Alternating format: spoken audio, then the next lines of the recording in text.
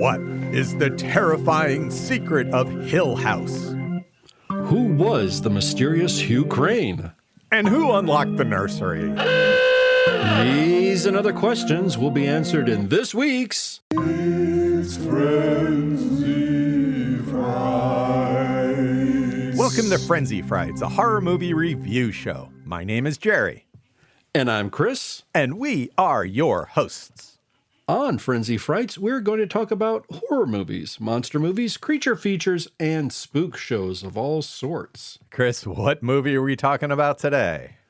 Thanks, Prof. I'm eager to talk about with you The Haunting. This was directed by the great Robert Wise. The screenplay was done by Nelson Gidding. It was based on The Haunting of Hill House, 1959 novel by Shirley Jackson. And for our cast, we have Julie Harris as Eleanor Lance or Nell, Claire Bloom as Theodora or Theo, Richard Johnson as Dr. John Markway, Russ Tamblyn as Luke Sanderson, and Lois Maxwell as Grace Markway. Gerry, can you give us a brief synopsis of this movie? And then we will follow up with our own thoughts. You betcha. So I'm going to completely spoil this movie, and there are also some triggers, particularly for suicide. Hill House. Whatever walked there walked alone. It was built by famous weirdo Hugh Crane. There are no square corners in the house. It was built with madness in mind. Lovecraftian, non-Euclidean geometry, apparently, built 90 years ago. Crane's wife was killed in the driveway just as she was about to get her first view of the house. Her horses reared up and crashed her carriage into a tree. The second Mrs. Crane fell down the stairs and died. Their daughter Abigail was raised in the house alone when Crane left for parts unknown. She grew to be an old woman and an invalid in the house. She had a companion to take care of her. But Abigail died when the companion was canoodling with a local farmhand and didn't respond for her calls for help. So she died in the nursery she lived in. The companion was left the house in the will and lived in solitude with the house's ghosts. She ultimately hung herself from the library spiral staircase. Hill House is haunted. Dr. Markway is studying the house and has collected some people he knows have had supernatural experience. They are Eleanor or Nell, an older, borderline spinster-esque woman who cared for her elderly sick mother for 11 years, but about 2 months ago recently died. She had poltergeists throw rocks at her house when she was 10. She's also pretty much our narrator. She stole the family car to come to this house for this event. We also have Theodora or Theo, a psychic, and Luke, the nephew of the house's owner, who will be left the house when she dies. He's a party guy and doesn't believe in ghosts. The team arrives and settles into the house. This is a haunted house movie, so things start small and gradually get more haunted. And so here are some spooky doings. The first night, there's banging on the walls. Nell is frightened and runs into Theo's room. Both hold each other in bed, terrified as the pounding moves around their room. Luke and Markway had been out of the house chasing a dog they never actually saw. We see chalk writing on the wall saying, "Help, Eleanor, come home." Nell is terrified. "It knows my name," she says. There's a giant statue of St. Francis curing the lepers, but St. Francis's face is Hugh Crane, and he looks like a freak. One of the others looks like Nell. To show she isn't frightened, Nell asks the statue, "Hugh Crane, will you dance with me?"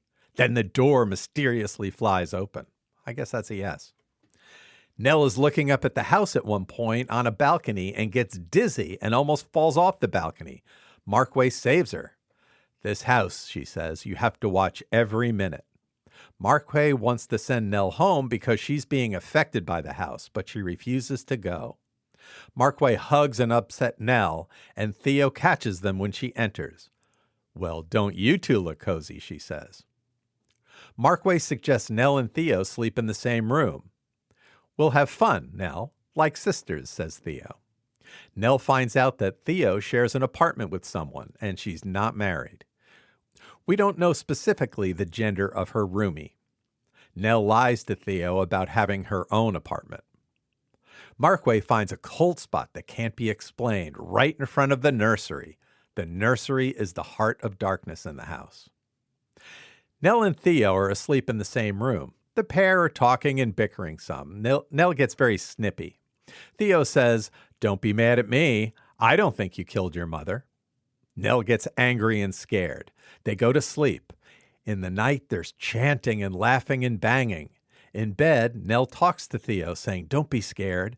Nell holds Theo's hand, but Theo is squeezing too hard. Nell then hears a child cry, and she can't stand to hear a child hurt and calls out, "Stop it!" This wakes up Theo, who's on the other side of the room. Then whose hand was Nell holding? They find a book that Ukraine wrote himself as a primer for his daughter Abigail. It is very judgy and has a lot to say about the sin of lust in particular. This upsets Nell, who calls out to the house, insulting Ukraine. She is upset and runs off. Theo goes to help her, and they get a little flirty, but Nell is obviously focused on her attraction to Markway.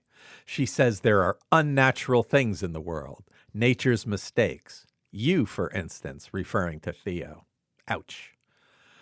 Markway's wife, Grace, arrives. She doesn't believe in all this haunted house malarkey, but there are some reporters on their trail, and she wanted to warn her husband, and she's going to have to stay overnight. Nell is upset that Markway has a wife. She suggests that Grace sleeps in the nursery, and everyone else is aghast at this suggestion, but Grace agrees. "Yes, I don't believe in this nonsense anyway. If you think that this is the scariest place, this is where I want to sleep." Even Nell tries to convince her otherwise, but Grace goes to the nursery. Luke will sleep upstairs near the nursery to listen for any trouble, while everyone else sleeps together in the parlor. But that night, Luke comes downstairs to the parlor to get a drink, and the door is shut. There are banging noises which wake everyone up in a panic. Someone tries to turn the doorknob to get in. The door and walls distort. They hear banging up at the nursery and run off to help Grace. Nell surrenders at last to the house to save Grace. There's a great commotion in the house, things shaking, mirrors falling. Nell goes to the nursery and Grace is gone. Everyone goes search for her. Nell dances in front of the statue of Ukraine as St. Francis. "I want to stay here always." Nell climbs the rickety spiral staircase in the library and gets scared because it's like going to fall over and kill her. Markway goes up to save her, and it is very perilous. At the top, a panel in the ceiling opens, and the harrowed face of Grace appears, screams, and then disappears. Markway says that Nell has to be taken away from this house, so they can then go look for Grace in peace. Nell is upset about being kicked out, and she says, "I'm the one the house wants." But Luke will drive her away. Nell gets Luke out of the car and takes the wheel. She chaotically drives down the driveway and sees a running figure in the distance and crashes the car into a tree. The same tree that the first Mrs. Crane crashed into. Nell is just as dead. Grace shows up all beat up and panicked from the horrors she has endured. We get some ending narration from Nell. Silence lies steadily against the wood and stone of Hill House, and we who walk here walk alone. Ooh, creepy, creepy movie. Chris, tell us a little bit about this movie. Thanks, Prof. Get some trivia out of the way. There is a ton of trivia when I was doing some research for this podcast.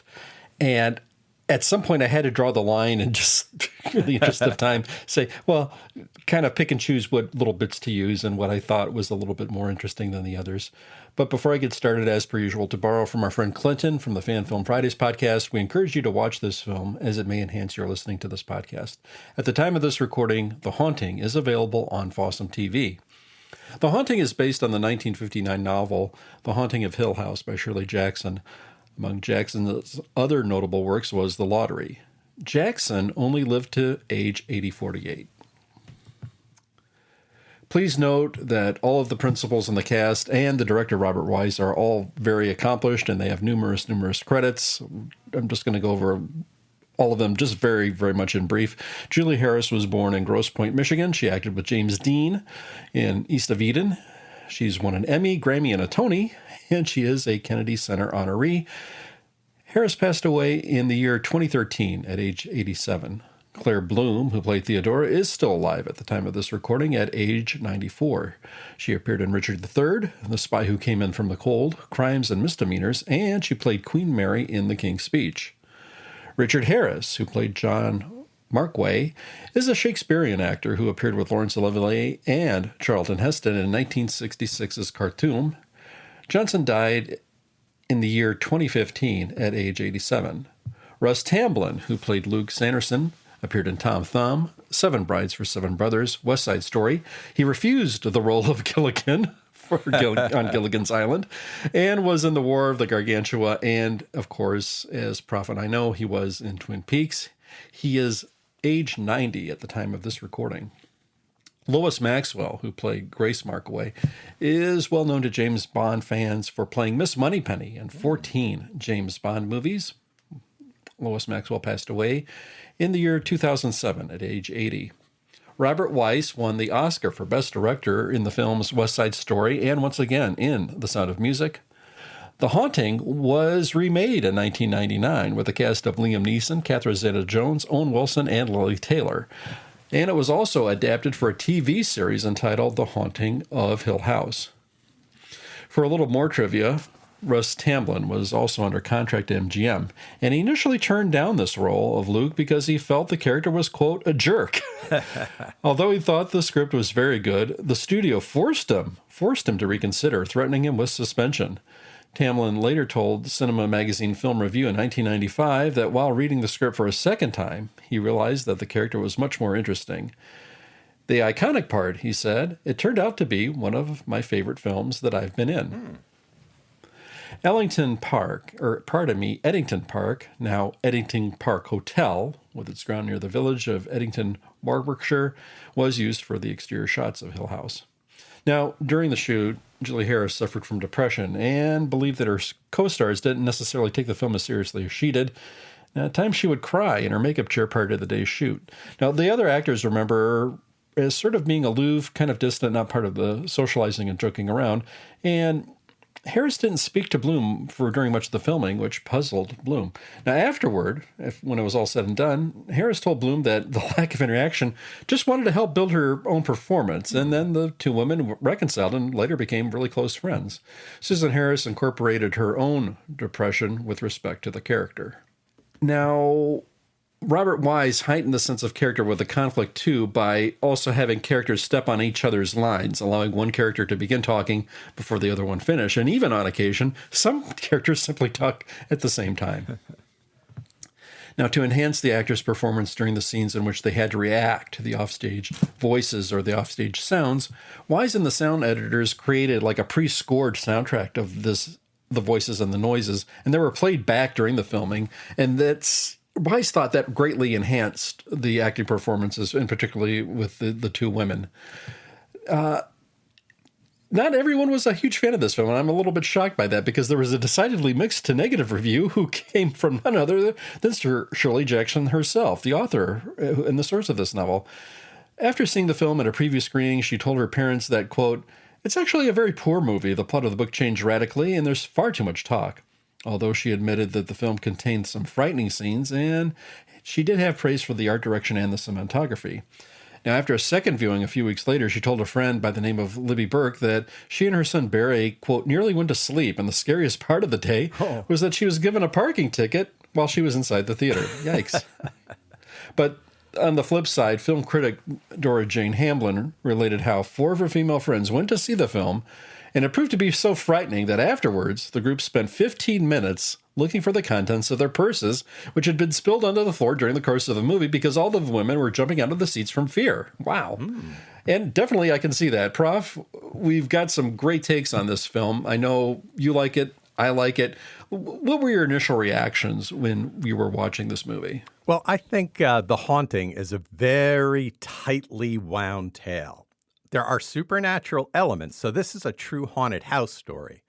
But a lot of the horror is psychological, seeing Nell's kind of initial weakness and vulnerability taken advantage of by this really cruel house. The acting is really understated and effective. Markway seems like a scientist man, but then he gets a little close to her. You can definitely see a lot of relationships, as people kind of get close to each other and then freak out a little bit and pull back away. These relationships are really powerfully depicted. Both Marquis and Theo's relationship to Nell, they're both excellent. I have to say, I absolutely loved Russ Tamblyn in this movie. We've talked about Russ Tamblyn on different shows before. Sometimes he's great. Sometimes he's not great. I think this time he's great. He's like a smarmy frat boy turned rich kid. So he's older now, but he's got those kind of frat boy kind of abilities and vibe. He initially thinks the project is a joke, but he ends up offering to sell the house for cheap or burn it down and salt the earth by the end of the movie, which I appreciated. Another thing I really loved is the black and white photography here. Just the contrast, and the blacks are dark, and it's just a creepy looking old house. I really, really like that. How about you, Chris? What are some of your initial reactions? Prof, there's a scene early on in the film, and I think it's... we have the doctor coming in and he's explaining the scene to the caretaker and current owners of the home with what his intent is to have sort of this experiment or study of the house. And we have three characters in the shot, and they're all holding cigarettes. And I couldn't believe, I guess I've been so far removed in the current times that we consider smoking taboo, and it's kind of forbidden to have someone holding a cigarette. But it was just so kind of a certain moment to see all three characters in the scene, both men and women, all holding cigarettes simultaneously as the scene was playing out, and they were all smoking at the same time. Yeah, it took me back to a certain place and a time in my own personal life, and just to see it here, it was sort of like a little culture shock, because you certainly couldn't do that today. Prof, you mentioned Russ Tamblyn. I have to really say I did too right out of the gate. He's got this really cool self-assured thing where he's mixing a drink and saying that's what he studied in college is one of his traits. And he's just so Joe Cool in that moment. I really like that. Some of the language I couldn't make out. There's a moment where Harris says, "Oh, we're going to go to bed, and who locked the door?" And I really couldn't make out what Richard Johnson says in response. I rewound it a couple of times. He says something, and it wasn't in a phrase or terminology that you would say in response to it. The words came out, but it just didn't land for me with respect to that. Prof, you mentioned the black and white, and that's one of the things I had in my notes too. I love that Wise chose to shoot this in black and white. This really gave it a awesome claustrophobic feel to it. Now, on the onset, we have Johnson's narration here. And at a few moments into this thing, I'm thinking to myself, man, I almost need a scorecard because he's giving this narrative history of the beginning of the film and all of the happenings and everyone who's met a spooky demise at the house.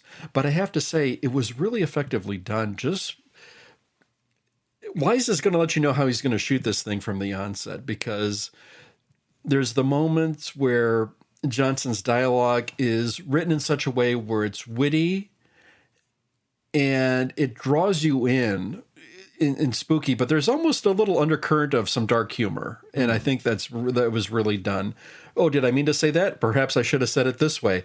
And then when we have one of the brides approaching for the first time, the carriage gets overturned, and then we wonder, gee, what happened? And then all of a sudden, plop, we see a limp hand fall on the screen. And I thought, oh, great shot there with how Wise decided to do that.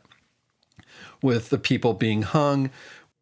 Then there's another scene prior to that where another wife falls down the stairs, and all of a sudden we don't see her. Then boom, she's on, and she's laid down in such a way where her eyes are still open and they're tilted up. And just the way Wise is shooting these shots, very creative. There's not a lot of technical aspect to what he's doing here, but just the way he's doing it really draws you in. And it was so effectively done. And I have to really applaud Wise with the way he shot some of these things, which probably leads us into our another discussion topic. What were some of our favorite movie moments here, and I'll start with you. Did you have any particular favorites? Yeah, there were a lot of them, and I have a bunch of quotes from this movie. I think the script, the screenplay is really good. So when Nell first gets to the house and Theo first get to the house, they meet Mrs. Dudley, the housekeeper, and she will not stay in the house after dark. She leaves the house when darkness falls, and she tells them, nobody's going to be here to help you. If nobody can hear you scream in the night, in the dark. Town is miles away. Nobody can come to you here in the night, in the dark. She says that in the night, in the dark a number of times, and it's really creepy. It gets you kind of set up for the evil to come.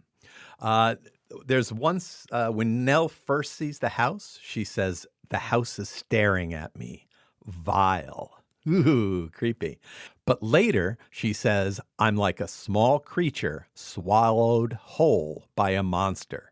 The monster feels my tiny movements inside." Ooh, it's such an unnerving way to put that. And then Theo tells her, "It wants you, Nell. The house is calling you." Just, everybody knows that Nell, the house wants Nell. Nell is talking about the project to Dr. Markway and says, "It's exciting." And Markway says, "Not good, this feeling of excitement. It's the first sign you've fallen under the spell of the house." And Nell says, a little flirty with Markway, "Maybe it's not just the house." I love the kind of, I'm into you, I'm not into you, I'm into you, I'm not into you in this movie. And one example is they're all going to have a drink, and Nell says, "I'd like to drink to just us, good companions." And Theo turns to Nell and flirtily says, "Excellent, to my new companion." And then Nell replies, "Except I don't drink." Just these little moments of will they or won't they? And it's just so taut. One other thing, there's Luke says, he's talking to Theo and Nell when he sees them together. He says, "Miss ESP and Bridie Murphy, some combination." Bridie Murphy was a name that in 1952, the housewife was named Virginia Tighe, and she had a past life regression revealed under hypnosis, and she thought she was an Irish immigrant named Bridie Murphy. And then finally, another quote when Nell says, "Now I know where I'm going. I'm disappearing inch by inch into this house." Really cool. There are a number of really great set pieces. A couple of them, while Nell is kind of in bed sleeping and in a room with Theo, both of them as they kind of cower together. It's very compelling, very intense, and oppressive. The house is oppressive to them. Chris, what are some of your favorite movie moments? Prof, along with the sets and along with the direction and cinematography, I have to immediately am drawn to the performances, and particularly Harris, just with her internal stuff that's going on here. I'll get to that in a second. Russ Tamblyn, with what little he has to do here, is always on point, and I like that. And I also want to focus on Bloom, too, because her character is very sympathetic one way and then very cold and demeaning one next. And I like the contrast there because there's a playfulness to it, but there's also a really unique dynamic. And I think they were sort of tiptoeing a line where they want to build this relationship between the two female characters, but not over-enhance it. And I think we're going to discuss that later on. Let me go back to what I wanted to talk about, too, with the Harris character. I love the internal monologue that she has in this, and I think it really adds another layer to the character, and I think it adds another level of spookiness and eeriness to this. This is a very effective storytelling motif because when we get her thoughts, we're also getting her insights, and you can't help but be drawn in and have a lot of sympathy for this character. She's trapped in here in such a way, but now she can't distance herself or leave it. And I think the culmination of her past experiences contribute to this. And you can see in both sense, she's weighted down on the one hand by doing one thing and then on another hand by doing another. And she just is always in conflict and always trapped. I like that. And as I was thinking of this and I was listening to her voice, and I have to say, boy, Harris has a great voice. And then I later on found out during the research for the podcast that she won an Emmy for spoken word. Oh. And I thought, how perfect. And I could definitely see that because she's really, really marvelous and excels at that. Now, as she's giving her thoughts and insights to her own character, I couldn't help but my mind wandered, and it reminded me of episodes of The Twilight Zone where we had spookiness and we had eeriness in certain episodes. But it reminded me of the Nan Adams character in the Hitchhiker episode of The Twilight Zone, because that added another layer of getting insight to the character and just wondering what she was going through and just feeling it along with what we as the viewer were feeling along with her. And I think that's really, really cleverly done. And I have to say it was really, really great how they pulled those things together.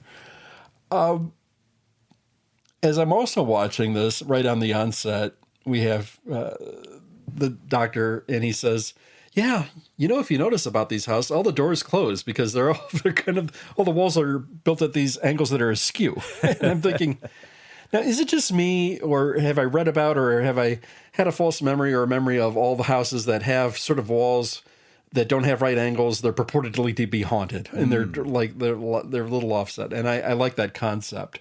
Now, for what it's worth, Prof, we are into the arts, and I think we've seen our share of TV shows and stage performances in theater. And if you look at some of the designs when you see a theater show, I always pay attention to like the interior room set. And they're not kind of built like you would typically build a house. It's sort of like if you will, let's say, picture a half of a hexagon, because the walls kind of, you have one stage flat going, flush and parallel to the stage and to the viewer. But then the wall to the left and the wall to the right are kind of at an angle to kind of draw you in. And I look for that in old TV shows, and I compare like which apartments have the straight angles. Maybe like Felix and Oscar's apartment has that. Yeah, the Honeymooners Lucy has that. That's square. Yes, the Honeymooners. Thank you. Yeah. But other sitcoms don't. Or if you even but then if you go to like Felix or Oscar's room, the door to the apartment is kind of at an angle where it's not really straight per se. And I like how they do that. One of the other sitcoms that comes to mind is the old sitcom Alice. And Alice's apartment, the door, the wall is at an angle where it doesn't seem like it's at a right angle. It's sort of at an angle where someone from the outside would come in. And I always like how you do that. So I'm wondering, was Alice's apartment haunted? But no, it's just, I like how some of the flats have to, stage it in such a way where you're drawn in. Yeah. And that's really, really cool. Prof, we haven't really tipped our hand, but I sense you like this movie a lot. I like this movie a lot. So let's take a step back and let's do some deep dives with some of the particular ins and outs of this movie and some of the things we'd really like to do a deep dive and discuss. Now, do you have a topic we want to start with? Sure. Well, let's talk about Nell, Eleanor, as a kind of a tragic figure. So where she was, why she's vulnerable to this house. I mean, I think she's got like a certain kind of loneliness. She's disconnected from her family. She was taking care of her invalid mother for 11 years, I think, who has recently passed. We find out that she has some guilt because her mother on the night she died was calling for her help. And for like the first time in ever, according to what she says anyway, she didn't go to help her, and then the mother died that night. They seem to barely tolerate her, the rest of her family. She lives with her sister and her husband and daughter, and they barely tolerate her at all. And even the little niece makes fun of her. She has no control over her own life, and she has a great desire for her own home and her fantasies. When she lies about her home life, she talks about her own apartment. She doesn't have this place to call her own. And it leaves her vulnerable to the house, to Theo, to a married doctor, Markway. And she is like, in her heart, she feels like she doesn't love her life. She says she sleeps on her left side because she read somewhere it wears the heart out quicker. So I think that in a lot of ways, she's just the most vulnerable person in the group. And it kind of leads me to the question for you, Chris. Is this haunting supernatural, psychological, or a combination of both? Prof, I think it's a little of both, because I think you alluded to this, Prof, and I'm glad you included this as a discussion topic, because, yeah, I totally see her as a tragic figure, and it's basically stemmed from a psychological standpoint. Early on, Prof, you hit on some beats there that I would like to circle back to, and really want to just say these were sort of underscored, but they couldn't help but be incorporated as to what this character is going through. There's this disconnect from, like, as you say, Prof, a family that barely tolerates her. The little one makes fun of her. She prays a certain fee to be living, but it seems like her very existence is like the other family members are being put upon by her presence.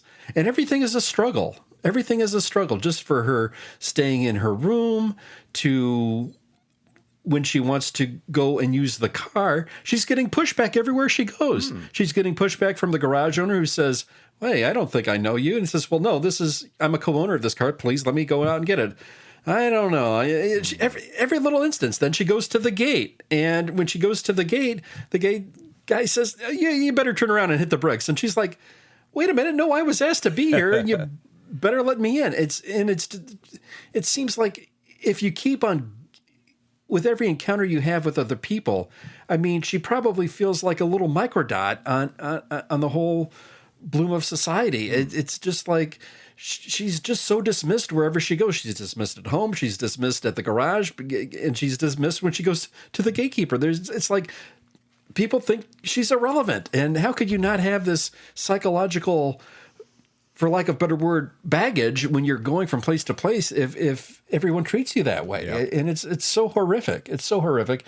And I really like that you are stating that there is a psychological element to this, because it really is right there. Of course, we have the supernatural. I think that's somewhat of a given, with all of the moving pieces and the noises and the distortions within the home. But my gosh, Prof, I'm glad you were keen enough and sharp enough to not just say, "Oh, this is supernatural." No, there is definitely a psychological element here as well. And I think that's an excellent question.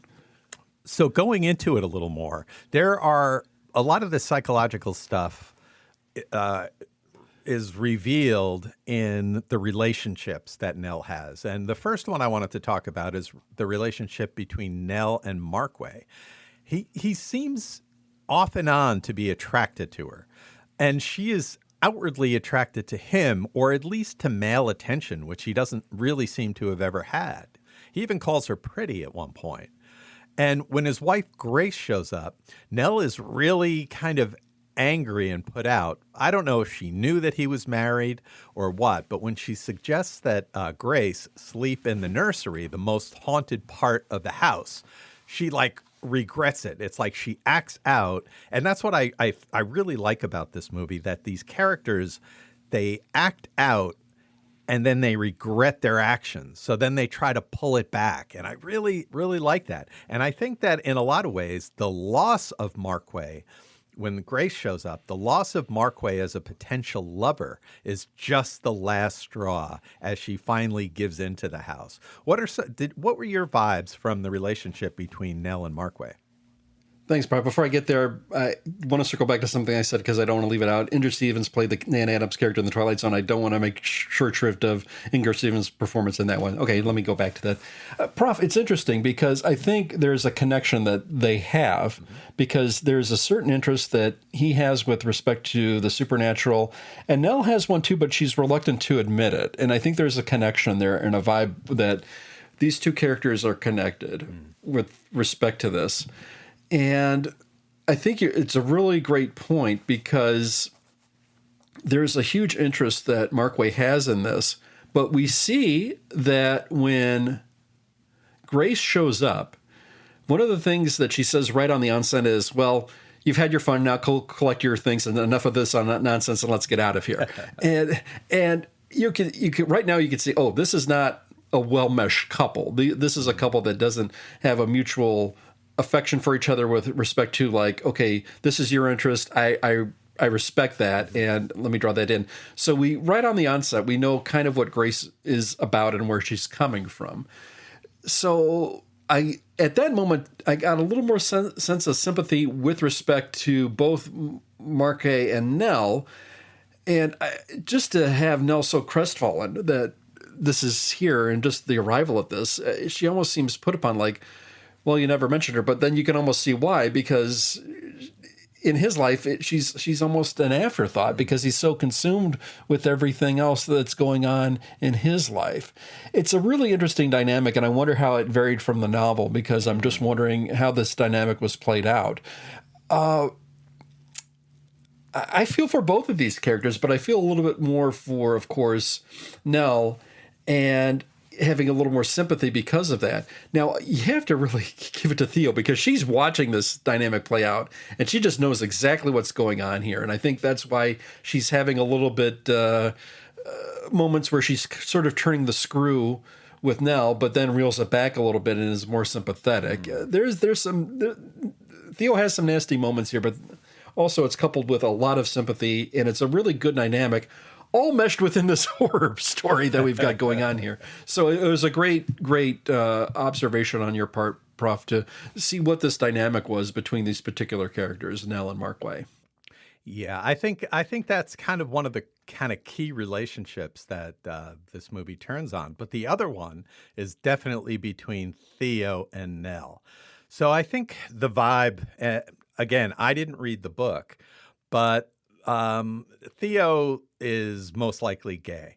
Now, she really does have ESP. She's said things a number of times in this show, in the movie, to really give you the feeling that she has insight. And maybe it's not ESP. It could be just an extraordinary sensitivity to people. But she knows that Nell has feelings, romantic feelings along those lines, but is blocked because of her upbringing.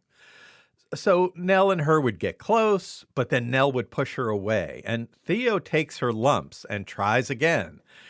I think these unspoken desires and these two relationships that are on again, off again with Nell really add to the tension in this movie. You know, you're seeing Theo kind of coming on to Nell, like, oh yeah, we can sleep together in the same room like sisters, Theo will say, with kind of a saucy look in her eye.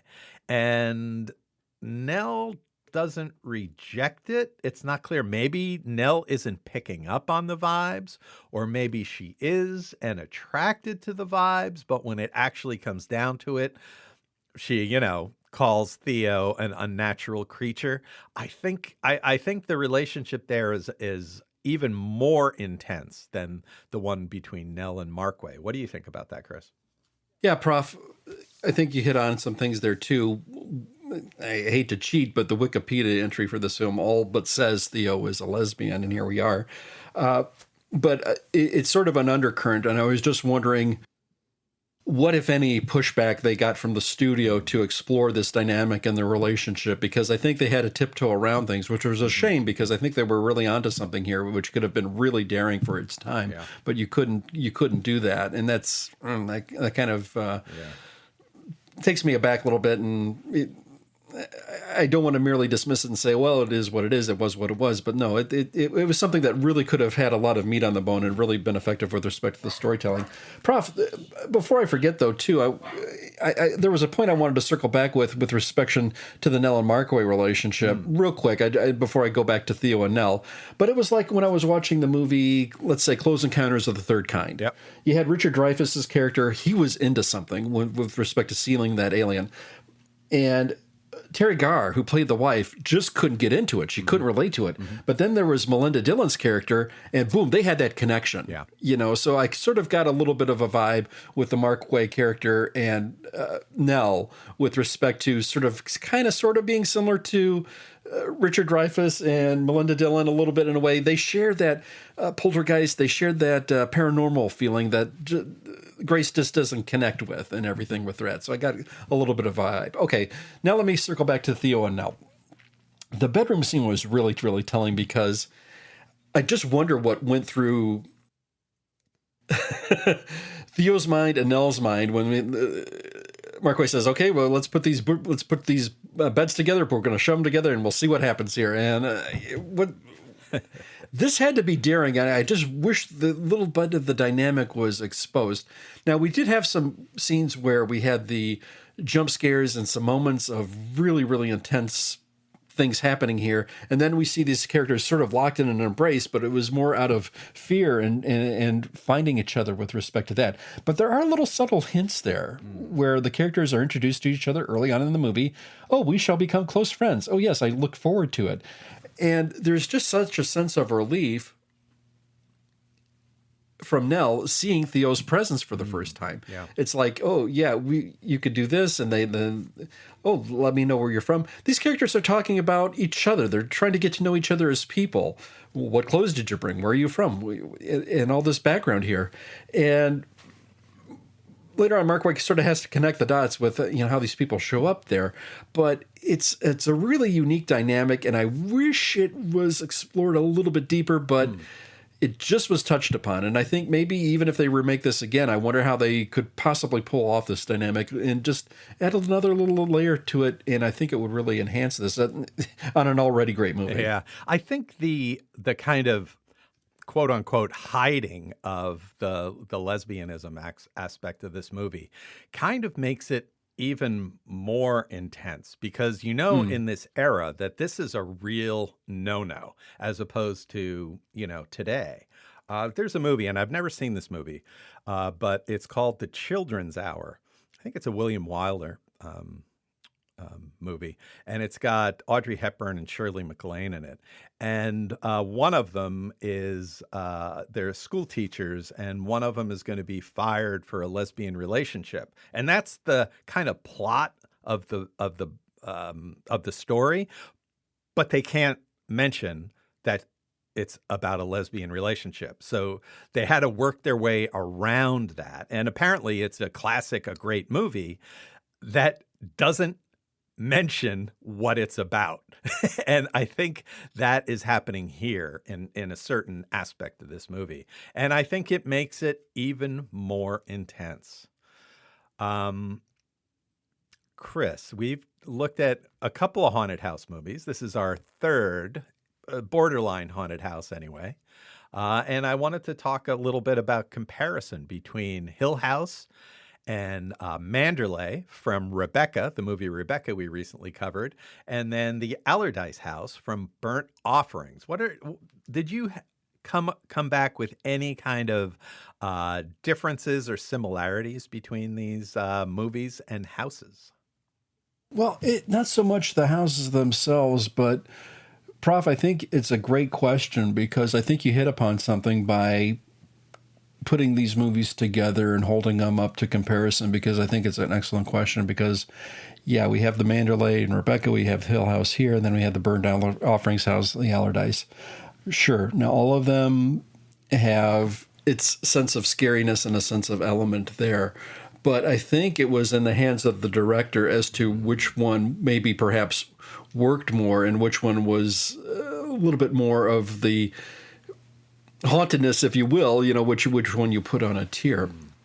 I really, before I move on to share the thoughts with respect to that, I just want to take another step back and applaud Weiss for how he shot some of these things, because he did it in such a way where I think you really didn't see too many extravagant special effects, if you will. And I think that's one thing that is really telling here.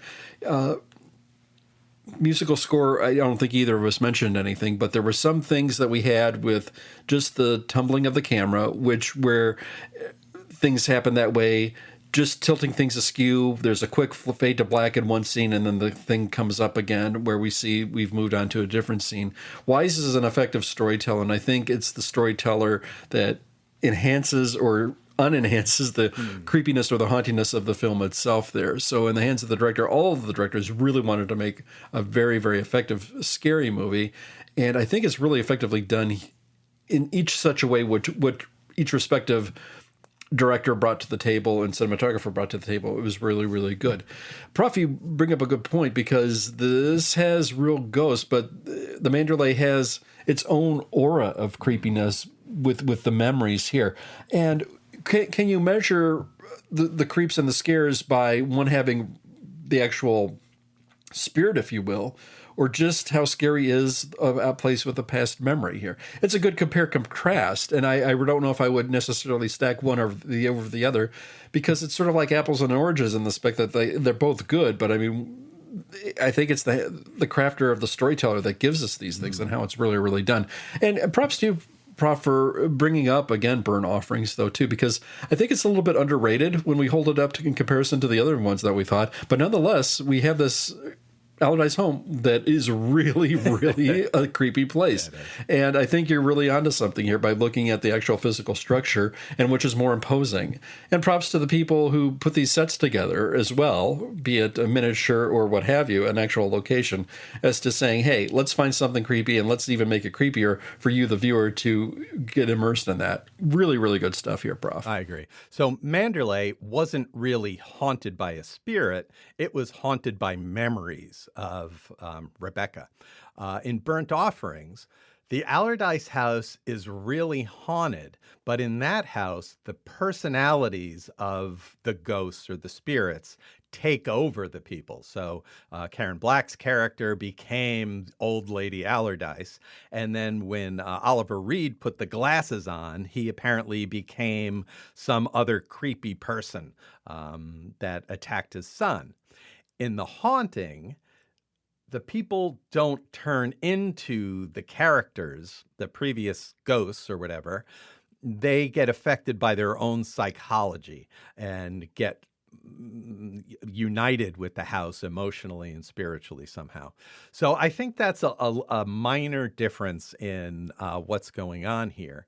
And I'm glad that you like this compare and contrast with these houses, because next week we're talking about another haunted house movie, and I don't know if you've seen it before, but it's The Legend of Hell House we're going to be talking about next week. And I can't wait to see what you think about that one, especially compared to The Haunting. Chris, do you have any other final comments about The Haunting? No, I just want to give a shout out to my friend Jim. This is also hands down his favorite horror movie, so I am delighted that we are talking about The Haunting. And it definitely is a movie that I would highly recommend. Now, it may not have the certain sort of landing horror-wise as people have come to accustomed to. I think people's own brand of horror is an acquired taste as we're going through these movies. I think we've come to learn that what may work for some, and we think are horror classics, may not resonate with a different viewer, and I have to take that into account. But that said, I think most people of a certain age and vintage, like myself and yourself perhaps, we really have a fondness for The Haunting, and particularly the cast of characters, and particularly Robert Wise, and the hands of a brilliant, talented filmmaker who put this out there. Definitely worth a watch. And I really want to stress, though, that I like it, but I just can't force somebody else to like it. Well, how about that? Because the takeaways that I have may not land with somebody else who... It's when you recommend something like, be it a song or a comic book, that I think this is great. What do you think of it?